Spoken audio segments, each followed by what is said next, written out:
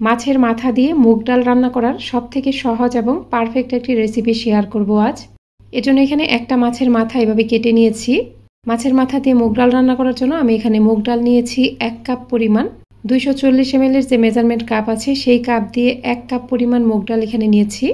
এরপর এখানে 1 কাপ পরিমাণ পেঁয়াজ কুচি নিয়েছি ও কিছু কাঁচামরিচ নিয়েছি। মুগ ডাল প্রথমে ভেজে নিতে হবে। একটা প্যানে এই ডালটাকে নিয়ে নিলাম। চুলার একটু কম আছে ডালটাকে ভাজতে হবে। চুলার আঁচ বাড়িয়ে দিলে কিন্তু ডালটা পুড়ে যেতে পারে, তাই অবশ্যই চুলার আঁচ কমিয়ে একটু সময় নিয়ে ডালটা ভাজবেন। কিছুক্ষণ ভেজে নেওয়ার পর যখন দেখবেন ডালের কালার চেঞ্জ হয়ে গেছে এবং ডাল থেকে খুব সুন্দর একটা সুঘ্রাণ পাওয়া যাচ্ছে, সে পর্যায়ে চুলাটা বন্ধ করে দিতে হবে। দেখুন ডালটা পারফেক্টভাবে ভাজা হয়ে গেছে। এখন চুলাটা বন্ধ করে দিব এবং এখানে কিছুটা পানি দিয়ে দিব। অবশ্যই চুলাটা বন্ধ করে দেওয়ার পর এখানে পানি দিবেন। এবার এই পানির মাঝে ডালটাকে ভিজিয়ে রাখবো প্রায় 15 মিনিটের মতো। ডালটা পানিতে ভিজিয়ে রাখার ফলে রান্নার সময় এটা খুব সহজেই সেদ্ধ হয়ে যাবে। 15 মিনিট পর ডালটাকে আমি নর্মাল ঠান্ডা পানি দিয়ে খুব ভালোভাবে ধুয়ে নিব। এবার মাছের মাথা ভেজে নিতে হবে। এর জন্য প্যানে কিছুটা তেল দিয়ে দিলাম। তেলটা কিছুটা গরম হয়ে যাওয়ার পর এখানে মাছের মাথাগুলো দিয়ে দিব। মাছের মাথাগুলোকে কিছুটা লবণ, হলুদ ও মরিচের গুঁড়া দিয়ে মেখে নিয়েছিলাম। এর এক পাশ হয়ে গেলে এগুলো উল্টে দিতে হবে।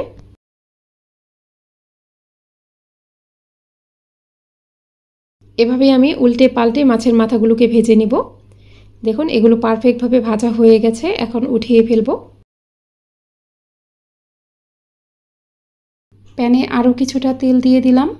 তেলটা গরম হয়ে গেলে এখানে একটা তেজপাতা দিয়ে দিলাম। এরপর দিয়ে দিলাম 1 কাপ পরিমাণ পেঁয়াজ কুচি। পেঁয়াজ কুচিগুলোকে ভালোভাবে ভেজে নিতে হবে। এই পেঁয়াজ কুচিগুলোকে আমি হালকা ব্রাউন কালার করে ভেজে নিব।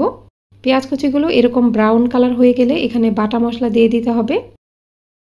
আমি এখানে দিয়ে দিলাম 1 চা চামচ পরিমাণ রসুন বাটা। এরপর দিয়ে দিলাম 1/2 চা চামচ পরিমাণ আদা বাটা।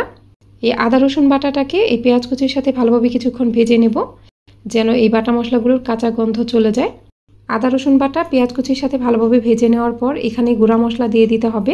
তাই এখানে কিছুটা পানি দিয়ে দিব যেন গুঁড়া মশলাগুলো পুড়ে না যায়। এখানে 1/2 চা চামচের থেকেও কিছুটা কম পরিমাণ হলুদের গুঁড়া দিয়ে দিলাম। মরিচের গুঁড়া দিয়ে দিব 2 চা চামচ পরিমাণ। ধনিয়ার গুঁড়া দিয়ে দিলাম 1 চা চামচ পরিমাণ ও জিরার গুঁড়া দিয়ে দিলাম 1/2 চা চামচ পরিমাণ। লবণ দিয়ে দিলাম স্বাদ মতো। এবার এই মশলাগুলোকে খুব ভালোভাবে কষিয়ে নিতে হবে। মশলাটা এমনভাবে কষিয়ে নেবেন যেন এখান থেকে তেলটা বের হয়ে যায়। মশলাটা যত ভালোভাবে কষিয়ে নেবেন এই রান্নার টেস্ট কিন্তু ততই ভালো হবে। দেখুন মশলাটাকে কিন্তু আমি খুব ভালোভাবে কষিয়ে নিয়েছি।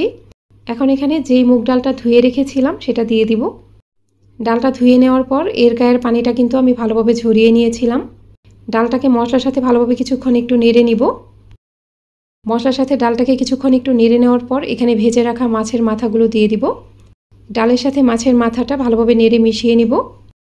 সব কিছুই ভালোভাবে একটু নেড়ে মিশিয়ে নেওয়ার পর এখানে পানি দিয়ে দিতে হবে। 1 কাপ ডালের জন্য 4 কাপ পরিমাণ পানি দিয়ে দিব। ভালোভাবে নেড়ে মিশিয়ে নেওয়ার পর প্যানটাকে ঢেকে দিতে হবে।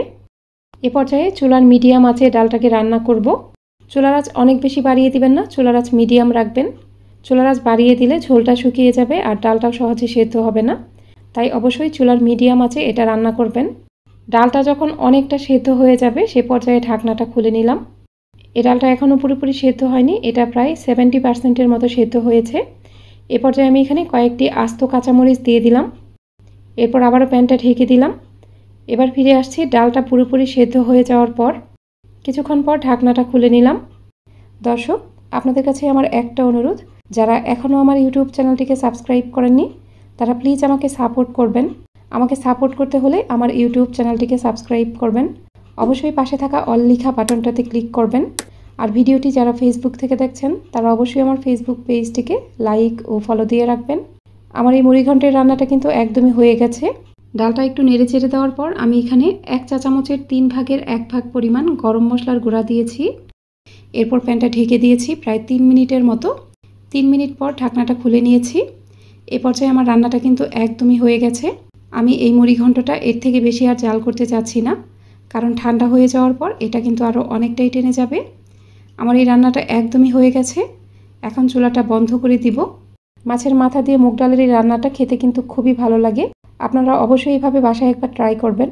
আর রেসিপিটি ভালো লাগলে একটা লাইক দিবেন, কমেন্ট করে জানাবেন ভিডিওটি আপনাদের কাছে কেমন লাগলো। আজ তাহলে এখানেই বিদায় নিচ্ছি। সবাই অনেক বেশি ভালো থাকবেন। আল্লাহ হাফিজ।